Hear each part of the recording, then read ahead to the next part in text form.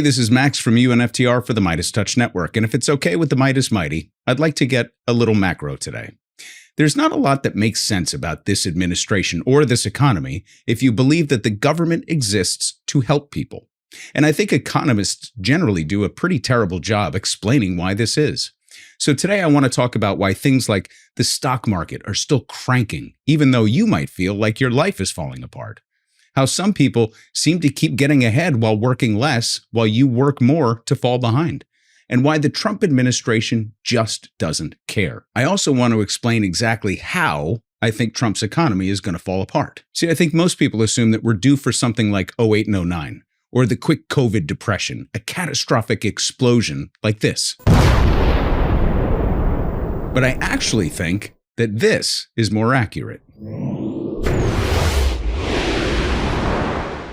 And to help us settle in, I thought it would be a treat to walk through the magic portal and visit the parallel universe known as Fox Business News. But there's, next year, I think growth is going to be something close to 3%. And this year I have it at 1.5%. So I think there's a lot that's going to be happening next year that's exciting on taxes and AI that's going to make it so better days ahead. You gotta love Kudlow at this point in his career, right? So the guy he's interviewing here is Mark Summerlin, the deputy director at the NEC, who happens to be in the running for Fed chair. And I love the framing here. He's so bullish on next year. Things are okay now, but just you wait. Next year's going to be great because of taxes and AI. So let me translate that because it sets up our discussion today perfectly. The extended tax cuts will take effect, so wealthy people and corporations are going to pay even less in taxes next year, and AI is coming along swell, so corporations should be able to boost those profits by laying off a ton of people. Better days ahead indeed, just not for you. This Fox News alternate universe doesn't actually exist through a magic portal. This is the reality for millions of Americans who occupy the upper tax brackets and the upper echelons of society.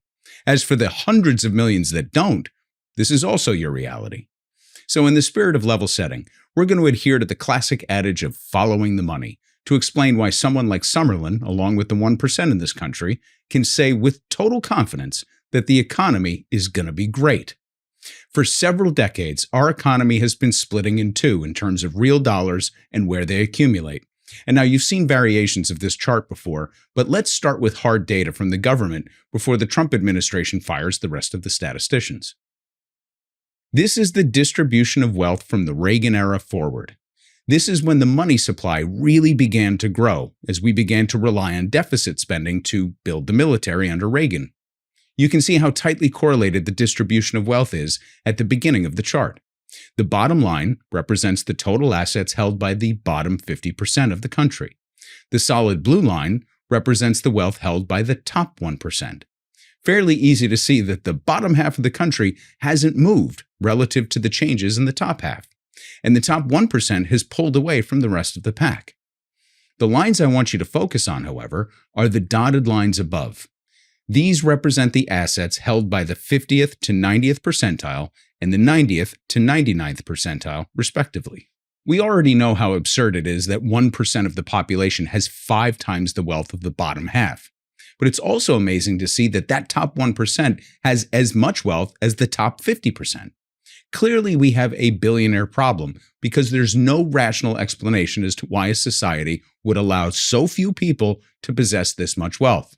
But we're focused on Trump's economic policy today, so that's why those top 2 lines matter. Because the top 10% of the country is responsible for 50% of consumer spending, and we are a consumer-driven economy, those are the lines that they're trying to protect. And if we're being intellectually honest, pretty much every administration since Reagan has existed to service this layer. They vote, they own assets, they buy elections, they spend money in the real economy. They can mask cracks in the system when money is flowing and cheap. From Reagan until the global financial crisis, a combination of deregulation, tax cuts, and corporate welfare allowed that top layer of the population to move forward while the bottom half languished. But the real acceleration didn't occur until the dot-com bubble and the global financial crisis when the money printing machines went into overdrive. So let's follow the money to see where it all wound up. Money doesn't grow on trees, and I have dutifully repeated this to my children, who I assume will repeat it to their children as well. It's the Federal Reserve who decides how much money goes into circulation, and the Treasury auctions it off. That's U.S. debt. And what's important to know about debt is that one person's debt is another one's asset. So if you loan me $100, then my debt to you is your asset. It's no different for the U.S. government. When we sell these treasuries into the world, it's with interest that we owe to the people who purchase it. Our debt, their asset. Now, we buy some of it ourselves to hold in the Federal Reserve for a rainy day, but the rest is sold to the world. Central banks from other nations, sovereign wealth funds, pension funds, corporations, banks, money managers, hedge funds, mutual funds, they all purchase our dollars and then put them to work in the economy. Now, we have to pay interest on these purchases, so the goal is to put enough of it to work in the real economy here in the United States that it comes back to the government to offset the cost of delivering services like Medicare and unemployment insurance, infrastructure spending, and more. The rest of it goes into our pockets and circulates from one pocket to another.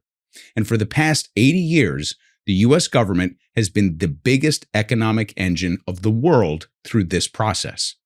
As an individual living in this country, you have to hope that enough of these dollars make it into your pocket and the cost of living increases along the way are less than the increase in value in these assets. That way you can live comfortably and someday retire. Now that's the game that we play in a capitalist system. As long as the value of your stuff goes up more than the cost to hold on to it, you can get ahead. But there's another aspect of capitalism that is a feature, not a bug. This system is designed to break every 7 to 10 years. This isn't a critique, it is a statement of fact.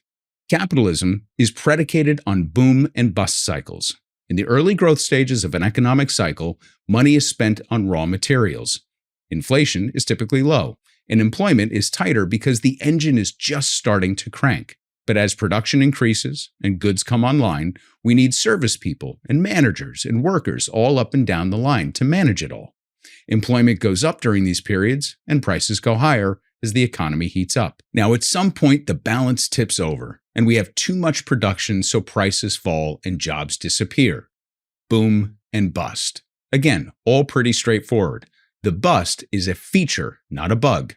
Now let's look again at the wealth distribution chart. The 3 periods of acceleration of wealth are after the busts of the dot-com bubble, the GFC, and COVID. In the few years after each crisis, we went into money printing mode to make sure there was enough in circulation to manage the busts.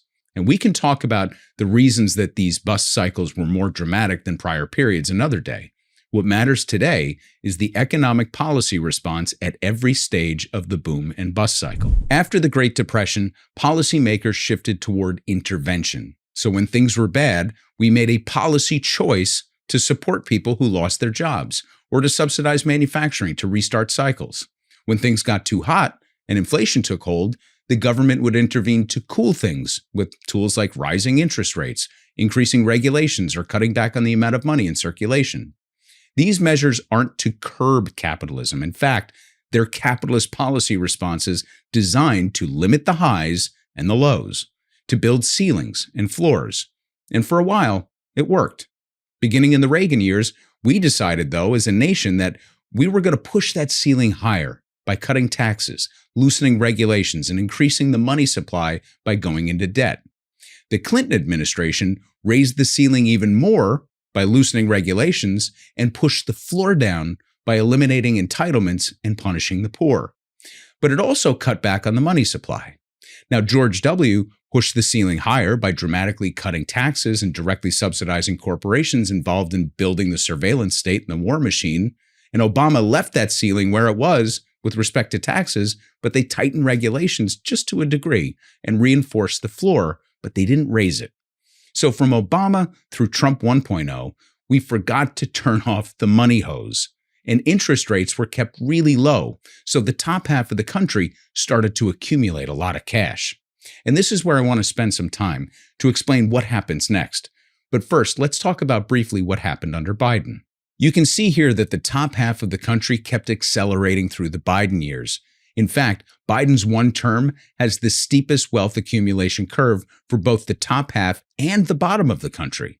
And it was the fastest and most dramatic wealth accumulation period since the 1960s. But the difference for the bottom half versus the top half was inflation. At the end of the first Trump term and during the post-COVID Biden years, we sent a historic amount of cash through the system, and everyone got a taste. The problem for the bottom half is that it was almost immediately subsumed by inflation. For every dollar going into the pockets of Americans, it seemed like $1.10 was leaving. Now that's okay for the top of the spectrum, where they're making $1.50 off of their investments, but at the bottom, when you just have that dollar going in, it meant that they were falling behind and losing savings. And this went on for like 2 straight years. So even though asset and wealth measures increased in the absolute terms, meaning money in the bank, the bottom half of the country never actually felt it. And when Trump acknowledged it and Harris didn't during the campaign, it was enough to put this guy back into the Oval. I offer this for 2 reasons. The first is, like I said, I think economists have a way of overcomplicating things. But the second reason is to illustrate that the cycles are what they are. It's our response to it where the choice lies. Where do you want the ceiling to be, and where do you want to set the floor? So when dollars flow to the people at the top, there's a diminishing return. I mean, at some point, they just stop spending them in the real economy and begin saving them. But at the bottom half, there's no diminishing return. Every dollar that goes to the bottom half circulates right back into the real economy. That's why when you want to recover from a bust period of a cycle, the smart money goes to support the end at the bottom, the floor. And if you agree with this and it makes sense, congratulations, you too are a Keynesian. So now we can unpack the 3 promises that I made earlier. Why the market keeps going up even though you're falling behind, why you're working more for less and the people at the top are working less and making more, and why this administration doesn't care what happens to the bottom half of the country. If you've seen a few of my Meidas videos, you know that one of the things that I like to watch is something called tick data from the Treasury. Tick measures the amount of money either entering or leaving our economy, and it tells us who's investing in it or taking it out. So real quick, let's look at just the most recent release as of June. After the disastrous April outflow, when it looked like the world was selling off American assets, we rebounded significantly. This shows the net inflow of dollars into the United States from private foreign sources. So we're talking corporations, investment banks, individual investors, and so on. And you can see that in June, almost all of the inflows went to corporations in the form of corporate debt and equities. So now let's take a look at the net inflows from official sources, meaning foreign central banks and governments. Central banks actually showed a net outflow of U.S. treasuries, but a net inflow overall because, once again, the U.S. stock market was the biggest beneficiary of foreign investments. Now, in May, the numbers were skewed because the world came surging back into U.S. assets, including treasuries, because Taco Trump punted on most of the tariffs, but the yields remained elevated, which means that investors got a premium for U.S. debt. So this is what I mean by following the money. The U.S. will continue to find buyers for our treasuries even if we have to do it ourselves. And this will increase the deficit because the shaky foundation of the economy means that investors will continue to ask for a premium to purchase our debt. But the one place that continues to see massive inflows from both foreign and domestic sources is the U.S. stock market. So even though PE ratios are the highest they've ever been, which means that the prices of stocks don't warrant the amount of money going into them, the market goes up. That's because everyone knows it's the one part of the economy that the U.S. government won't allow to fail. Under Bush, it was TARP. Under Obama, quantitative easing. Under Trump, it was tax cuts and loans that didn't require payback. Under Biden, more QE and direct investments. Money goes to money, and we never pull it back. The ceiling just keeps getting higher and higher. Now let's go back to what Summerlin was saying about his optimism for the future because of taxes and AI. So let's actually start with AI, and I have to zag a little bit here to contextualize it fully, but it's just a brief tangent. Bear with me. One of the reasons the Trump administration is cracking down so hard on immigration is to limit the labor pool. So over the past couple of decades, the primary driver of the labor market has actually been the immigrant population. Because we pour so much money into the economy, it continues to grow even if it's partially artificial. And many of the support jobs at the low end of the economy have been fulfilled by the immigrant labor pool. Now, in a twist of irony, one of the reasons that the Biden administration was reluctant to address the migrant crisis in the early days is because low-wage immigrant workers were helping to suppress inflation, believe it or not. Because remember that as bad as inflation was in the US, it was way worse in other places. There were two drivers behind the inflation crisis under Biden. First, we were pouring so much money into the economy to prop it up that corporations extracted exorbitant prices from consumers that were flush with government cash. That amounted to about 35% of inflation here at home. Another third was related to the supply chain snarls, and the rest was the normal expansion cycle of inflation coming out of the COVID depression. So even though we've shown in prior Meidas videos how only 62% of this population over the age of 18 is actually gainfully employed in this economy, the Trump administration is trying to keep it there by limiting the amount of immigrants at the bottom end of the labor market. In other words, they want U.S. citizens to be working those jobs on the floor of the economy. You can decide for yourself whether you like this or not, and I'm not commenting on it one way or the other. I'm just pointing out that it is a significant part of their economic rationale, which is, of course, mixed with racism and xenophobia, but I'm just the economics guy. But if we stand back and look at Trump's economic policy, it's clear that they're trying to push the ceiling even higher for those in the top half of the economy and tear it away completely for those at the very top. So stripping away all regulations by eliminating entire agencies, tax cuts for individuals at the top and all corporations, and investing in AI to help corporations accelerate job cuts, that's what Summerlin's referring to. His optimism for the corporate economy comes entirely at the expense of the labor market. So now if we add inflation to the mix as a result of Trump's tariff war and punitive immigration policy, it's a recipe for disaster for the lower half of the population. So when this happens, and the market bottoms out at the end of the cycle, the question becomes, what will our policy response be? Because the only guarantee in a capitalist economy is that the bust will come. And now we know. The markets have already priced in the notion that the Federal Reserve will intervene to prop up the markets with subsidies, with low interest rates or quantitative easing or a combination thereof, because that's just what we do. Investors and economists refer to this as the Fed put. The top half will be fine, but the top 10% will be more than fine because they're sitting on a historic amount of cash as the result of 2 decades of money printing. But what about the bottom half? Well, we got the answer to this as well. They've gutted Medicaid by putting in stringent work requirements. They passed a tax policy that will lower the amount of taxes that the wealthy pay and increase taxes on the middle and lower classes. They're chipping away at union protections by defanging the NLRB while giving the green light to megacorporations to increase their monopolistic behavior. They're punishing the citizens with tariffs by making us foot the bill. And they're going to invest in job-killing AI without adding social safety nets, because instead of these safety nets, they want you to bag groceries, to work non-union construction jobs, tend to fields during the harvest seasons, drive for Uber, cut lawns, whatever you have to do.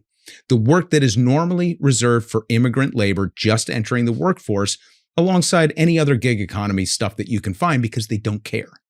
You don't contribute to the part of the economy that they do care about. There's a term for this, by the way. It's called Neofeudalism because it returns the people at the bottom layer of the economy to serfdom.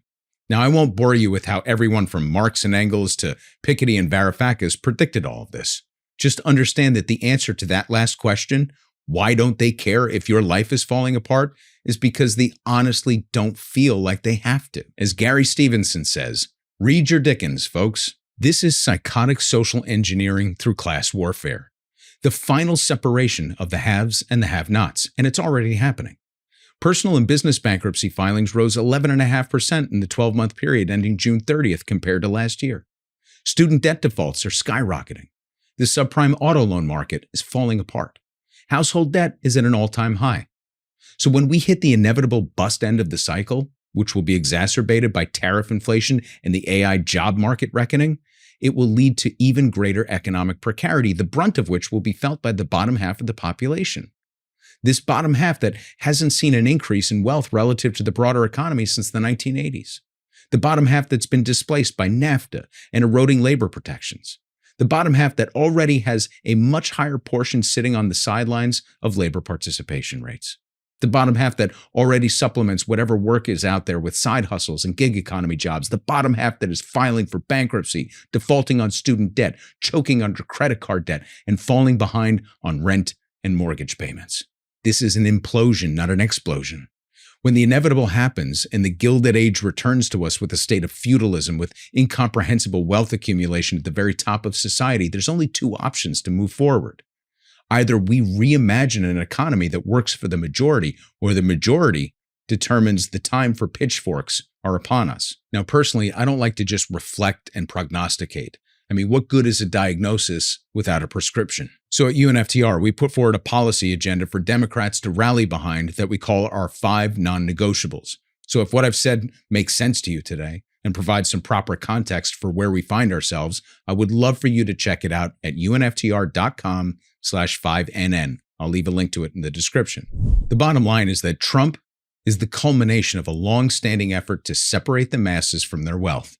What makes him unique is the absence of pretense and the desire to accelerate the process, so much so that normal policy responses of throwing crumbs to those who fall through the cracks and making gestures to restore a semblance of tax and regulatory normalcy to the top of the spectrum will no longer suffice.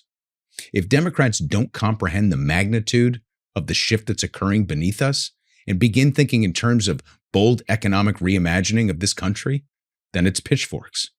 Now, personally, I would prefer to restore order and redistribute wealth to preserve this experiment of ours a little bit longer, because I think it's worth fighting for. For the MeidasTouch Network, I'm Max from UNFTR. You can find me on Blue Sky and YouTube at UNFTR, and sign up for our free weekly newsletter at UNFTR.com. Thanks as always to the Meidas Mighty for letting me in, and I'll see you in the next video. Love this video? Support independent media and unlock exclusive content, ad-free videos, and custom emojis by becoming a paid member of our YouTube channel today. You can also gift memberships to others. Let's keep growing together.